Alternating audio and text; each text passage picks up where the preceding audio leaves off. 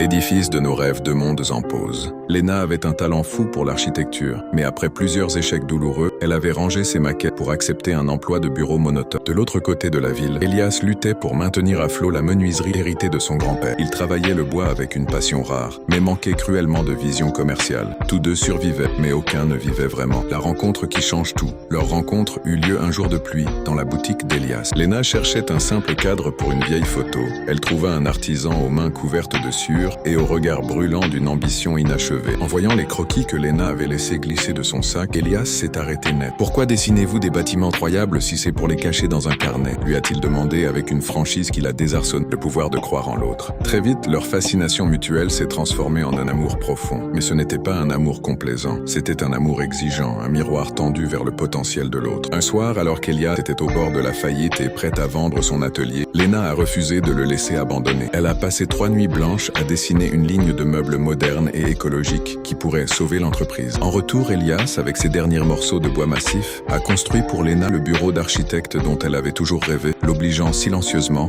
à reprendre ses projets. Bâtir ensemble, leur amour est devenu leur plus grand moteur. Quand Léna doutait d'elle-même avant de présenter ses plans à un grand cabinet, Elias était là pour lui rappeler son génie. Quand Elias était épuisé par la production, Léna gérait les clients et la stratégie. Ils ne se regardaient pas seulement dans les yeux, ils regardaient ensemble dans la même direction. Le succès. 3 ans plus tard, le studio LNE a ouvert ses portes. Ce n'était plus une petite menuiserie sur le déclin, ni un carnet de croquis cachés. C'était un cabinet d'architecture, d'intérieur et de création de mobilier, reconnu dans toute la région. Leur plus belle création n'était cependant ni un meuble, ni un bâtiment. C'était la vie qu'ils avaient bâtie ensemble. Une preuve vivante que le véritable amour ne vous demande pas de sacrifier vos rêves, mais vous donne l'énergie et le courage de les réaliser. L'amour motivant, c'est celui qui agit comme un tremplin face aux doutes de la vie.